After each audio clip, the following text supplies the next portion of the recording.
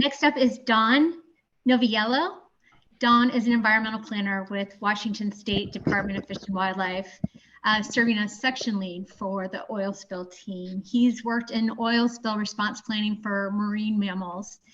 We can thank him for his service as an officer in the U.S. Coast Guard, where he gained significant nationwide oil spill response experience. And let's see what he has to say about this next incident. All right, good afternoon, everyone. Unfortunately, I don't think my camera's working, but I think if you can see my slides, that's the main thing. I'm here to talk to you. I am Don Noviello from the Washington State Department of Fish and Wildlife oil spill team, and I'm here to talk about our efforts to protect killer whales during the recent Aleutian Isle sinking that Carlos Clements mentioned this morning.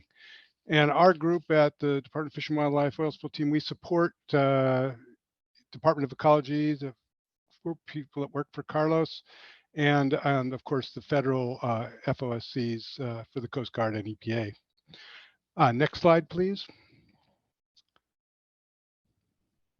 So first, a little bit about killer whales and southern resident killer whales in particular. This is a unique ecotype that has been listed under the Endangered Species Act. It's a group of only 73 remaining whales. At one time, there may have been a population of 150 to 200, but they've been in decline for a couple of decades now. They are specialists in eating fish. In particular, they love Chinook. And 80% of their diet or more is Chinook during summer months. They will later in the year follow large chum salmon down into Puget Sound and feed on those, and they will occasionally eat some other fish, but by and far they specialize in Chinook. Like other killer whales, they use sound to find their food, and to communicate. This subgroup is found in the winter out along the coast, anywhere from down as far as Monterey, California, up to southeast Alaska. In the summer months, from May through September, they historically have come into the inland waters of Washington near the San Juan Islands. So that's, I think, where the term resident originated, and now it's used worldwide for ecotypes that feed on fish. Next slide, please. So what do you do to protect killer whales and southern resident killer whales in particular from oil spills? And why are they sensitive? Because of the social structure of southern resident killer whales in particular that move in relatively large groups. And in some cases, the entire population forms up during the summer in what they call a superpod. Because of these large groups and the occasional formation of superpods, a single oil spill could expose a very large percentage of the population to oil. And despite the intelligence of these animals, there's no evidence that they avoid oil spills. And also, once they're exposed, you can't do much to catch or rehabilitate an impacted cetacean because of their size and physiology. After the Exxon Valdez experience back in '89, there was demonstrated impacts to several of the groups of whales that were observed following that spill interacting with the oil sheens. And these groups sustained excessive mortality over the next 3 years. One group is going to go extinct altogether. It's had no successful reproduction since '89. And the other group took 25 years before it recovered its numbers. Next slide, please. So we've been working for over a decade to update the plan that Carlos was talking about this morning, the Northwest Regional Contingency Plan. And there's a subchapter in there that's actually the Northwest Wildlife Response Plan. And in there, we have a section on killer whale response. And we've identified priority areas of concern, and that's, the San Juan Islands in the summer, and then in fall and winter, they actually will follow those chum salmon down into Puget Sound proper, down as far as a little bit farther than Seattle. We have worked with NOAA and the Coast Guard to get the federal on-scene coordinator access to three pre-approved methods for deterring these killer whales that can be implemented at the time of a spill. And inside the plan, we've identified groups that are interested in participating and resources and where they are. So that was in our plan when we went into this incident. Next slide, please. So the three pre-approved methods are Comey pipes. In the lower right photo, you see this long silver pipe. It's actually got sealed at one end with an end cap, and then it's got a bolt through the other end so it can be suspended from the side of a vessel and struck with a hammer or a club. And it makes a ringing sound when it's suspended in the water that killer whales definitely find objectionable. It has been successfully used in the past to drive oceanic killer whales out of a narrow inlet in Southeast Alaska using this equipment. So it has pretty good information that it can work. The other two methods are low-flying helicopters and underwater firecrackers. These have advantages and disadvantages. The helicopters can get anywhere pretty fast, but you have to fly very low. It's really dangerous flying. I mean, down to like 25 feet over the surface of the water. And they can only stay on scene so long because of their fuel consumption. And just no one's has very warm and fuzzy feelings about throwing explosive devices at your endangered species. And if they were to be improperly used too close, there is some risk of injuring their hearing. So by far and away, Comey pipes are the preferred method that we use in the Northwest. Next slide, please. So if you're going to do a deterrence, you've got an oil spill. First, you've got to locate and monitor where the whales are. Then you've got to field a deterrence team with an appropriate leader and equipment and training out in between where the whales are and your oil spill is. Hopefully it's some kind of a choke point or something where they can be turned back. And then when you've got to conduct the deterrence and document it to make sure that you're in compliance with both the Marine Mammal Protection Act and the Endangered Species Act if you're working with southern resident killer whales. Next slide, please. So the incident was the sinking of the fishing vessel Aleutian Isle on August 13th. Carlos mentioned most of this, so I'll just go through this quickly. Next slide, please. So this happened, just overview, you can see the Northwest up there, the Strait of Juan de Fuca, and then the little island group. The big island is Vancouver Island, and the little island group to the right of its base there is the San Juan Islands. And you can see in the map picture below, right off the west side of San Juan Island, where that yellow pin is where the vessel sunk, right in Haro Strait, which is boundary waters between the United States and Canada. Next slide, please. The significance of this is a heat map of that area for August. This is historically where southern resident killer whales have been sighted.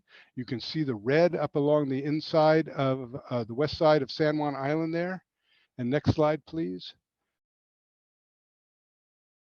And you see that green dot, whoops, go back one, please. That green dot that formed there is right in the middle of the red. That is where the vessel sank. So even though this was a vessel with only about 2,600 gallons of product on board, certainly not like a big tanker or a large freighter, because it was occurring right here, we had high expectation that killer whales could come around this zone. Next slide, please. So we had to, right away, we started reaching out to find out where the whales were, working with NOAA.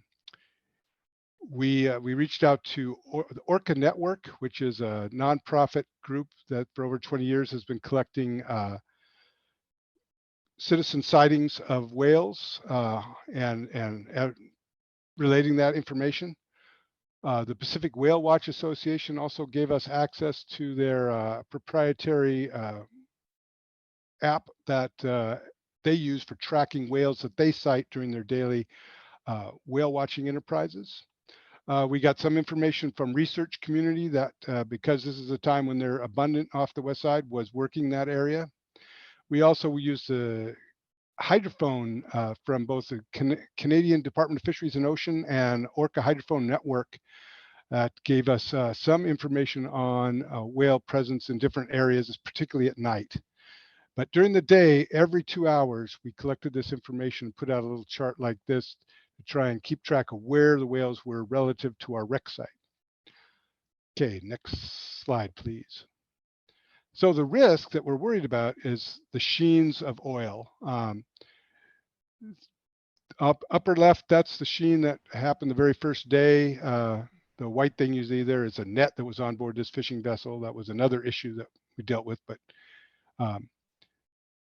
and because it was sitting precariously on the bottom initially in 100 feet, and as Carlos mentioned this morning, eventually sinking down below 200 feet, every time it moved or shifted, a little bit more oil came out. So we had sheens every day or two, sometimes more than that. And as previously mentioned, the Unified Command decided that the best way to prevent those sheens was to raise the vessel. And so this barge was brought in. But almost any time big tidal exchange happened, or divers were working on the wreck, or there was any setting of gear, there was a higher potential for a release of these relatively large sheens. Fairly thin, nothing more than rainbow sheen, but there's no information that would not be enough for killer whales to either inhale the toxic vapors that can be evaporating off the top of it, or even as the whale exhales and creates that whale spout, atomize some of the oil on the surface and then suck it back in either to the whale that was surfacing or the whales that are around them, since they move in groups. Hi, all right, Don. next slide, please. Yes. We want to get ready for questions in about a minute here. Okay. The whales, oh boy, did I get 20? Okay. Whales approach. I think you have a little bit of time, so take your time to get through the slides that you've got. Okay. Thanks. Anyway, the whales did approach a lot, as we expected. They came in about 18 times. About half the time they were southern residents. The other half they were bigs or transient killer whales. We deployed our deterrence team on 6 occasions. 3 of them were for active attempts to deter the whales. Luckily, one time we went up against southern resident killer whales. They actually turned around before we even started banging on our pipes, so that turned out good. In the other 2 cases with transients, it was somewhat experimental. There were smaller sheens that day, but they were coming up the coast right towards where the wreck was being serviced, and they actively banged on the pipes, and they did get a reaction, but it was not as simple as bang on the pipes and they turn around and go the other way. In both these cases, what the whales did was dive deeper and stay down longer, and actually came up behind us, which is something we're going to have to figure out how to compensate for if we're dealing with a bigger spill. In this case, that was enough to keep them away from the spills. Next slide, please. So our team that we had information on who to contact in our plan, but at the time we had to actually get a hold of them, and we got great participation from all kinds of different groups. This was managed by the wildlife branch, which is the oil spill team I'm a part of, serves as the branch director for that. And the out in the field teams were led either by NOAA researcher or Canadian Department of Fisheries and Ocean. And then we had boats provided from NOAA, Washington Department of Fish and Wildlife, 3 boats from the Canadian Department of Fisheries and Oceans, and then NGOs like Wild Orca, Sound Watch, the Sea Dock Society, and the Whale Museum all put in boats. In the lower right there, you can see those yellow dots. That is a picket line that our boats formed. The red arrow in the back is where the vessel was sunk, and you can see some indication of sheen on the surface there. So they're on a picket line outside the sheen in case whales were to approach. Next slide, please. So it's unique issues. You know, our volunteers, we had to get a hold of them and get them assembled. They needed guidance and training. There's some concerns about using the volunteers having appropriate liability coverage in case somebody gets hurt doing this thing. So that's something we'll be working out in the future. And then each of these groups incurred significant costs for fuel and boat maintenance and crew time. When you thought it might be just 1 or 2 days, that's one thing, but this stretched for over 40 days that we had to have people on standby. So significant load on some of these NGOs and even the agencies. Next slide, please. Again, even though you wouldn't think of San Juan's as remote, the west side has some features of remote locations.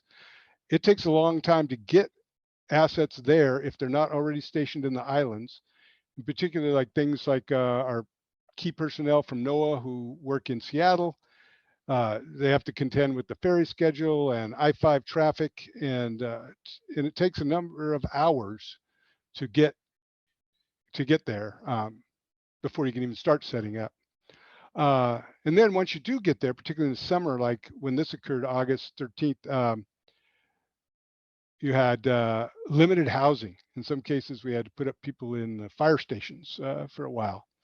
And then since so many people are used to communicating by cell coverage, by cell phone, we found that at least some of our crews had very poor cell coverage. It kind of depended on what carrier you had. The Canadians were able to talk very nicely, but a couple of our American crews could not communicate well at all from that area. All right, next slide, please. So I think being run out of time, Carlos discussed how the boat was eventually raised, but it was raised by the 21st, kind of a complex operation. But finally, on September 21st, it was out of the water and no longer a threat of sheens. Next slide, please.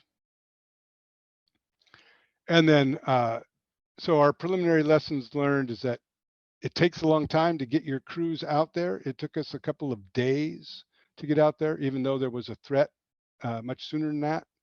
As previously mentioned, there's some unresolved liability issues.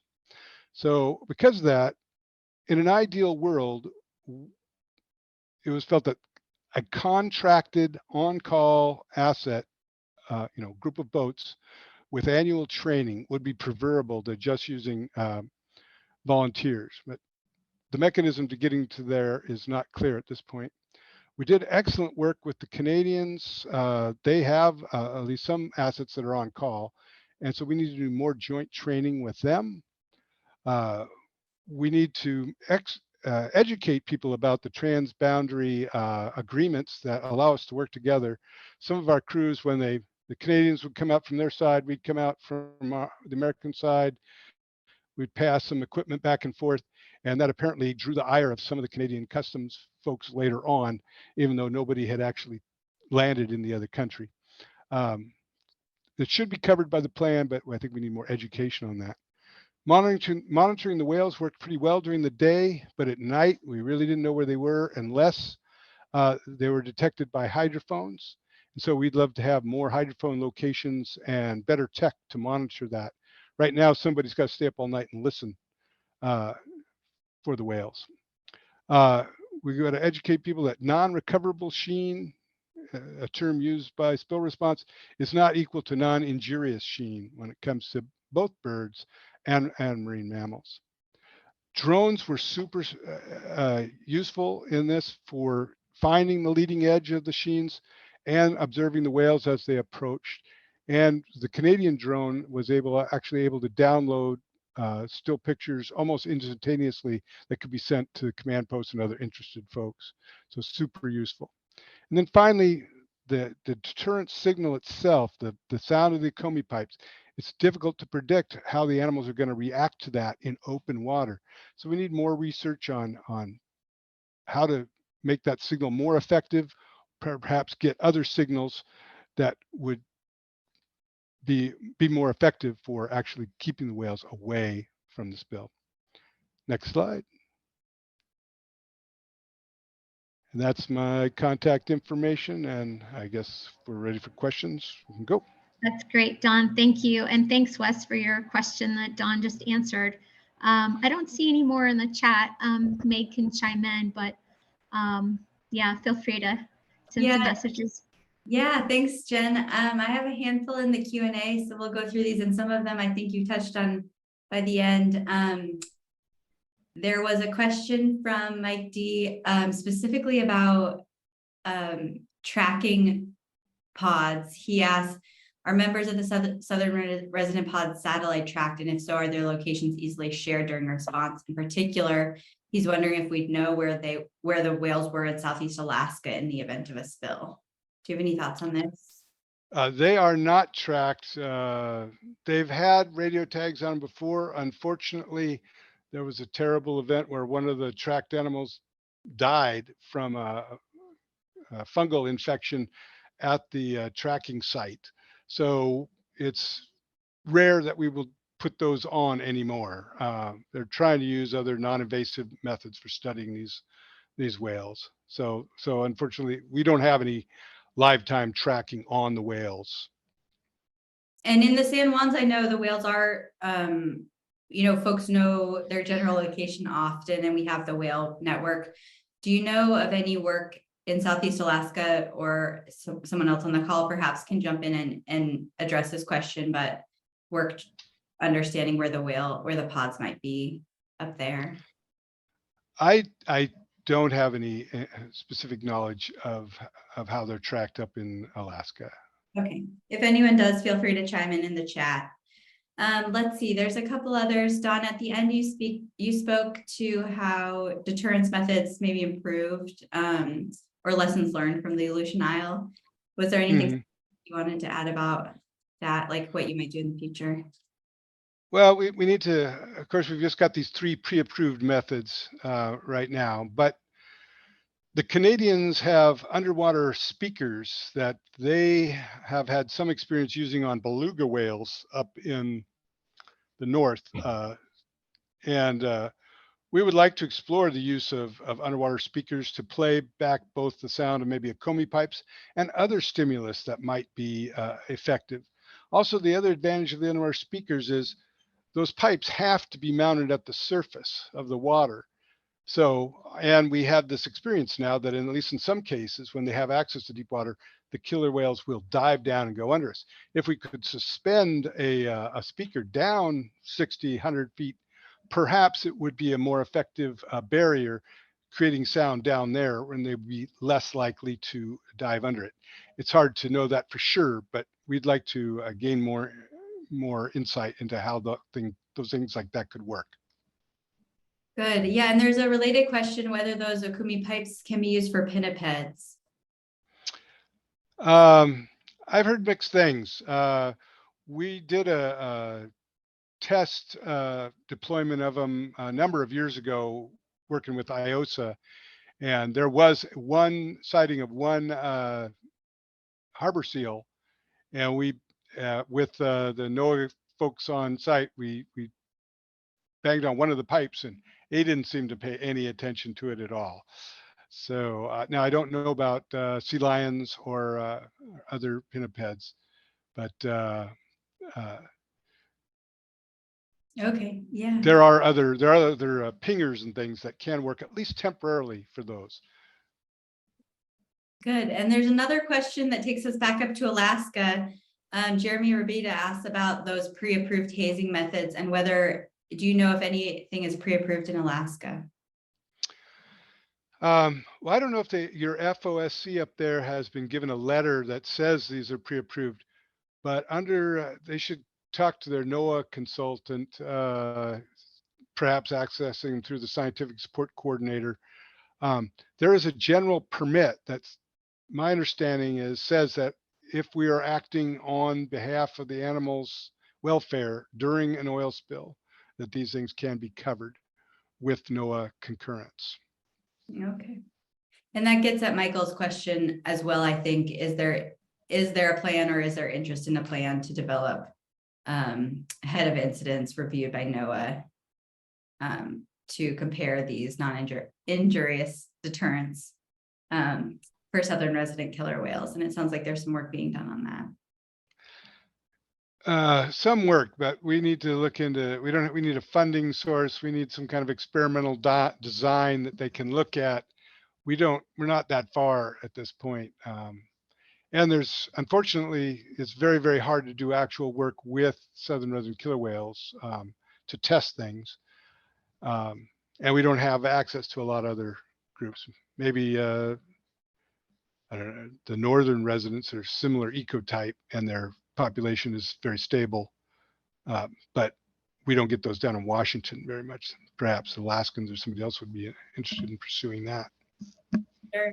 Yeah, and the last two questions I see here, we're going to touch on these some, I think, in the final session with the Island Oil Spill Association, also in the San Juans, and they were very active in the Aleutian Isle response as well. But if you have any thoughts, the two questions are, is it appropriate to rely on volunteers for the Southern Resident Killer Whale deterrents?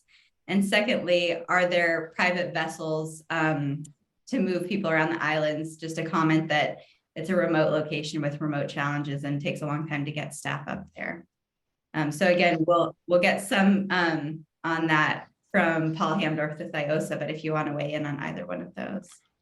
Right. Well, I think I put in one of my initial lessons learned was that in an ideal world, we would prefer to have assets that were contracted, identified, given equipment and training on some kind of an on-call basis in the islands so that they could respond faster than 2 days. But right now we don't have a regulatory framework in Washington that would allow us to require that of anybody. And the plans that are developed are mostly for the big oil carriers. And this was a small fishing vessel. So it would not be required to have those assets identified in advance anyway. As far as the second part of the question was, other boats to move people. We don't, a lot of the boats that were used for the deterrents were registered with the Department of Ecology's Oil Spill 101 website as vessels of opportunity. So that's one way boats can be brought in, and some of those could be used possibly for transport, although there are some legal requirements on that as well that we'd have to check through. Those are some really great questions, Dawn. Thank you for addressing them, and hopefully there'll be more exchanges offline here.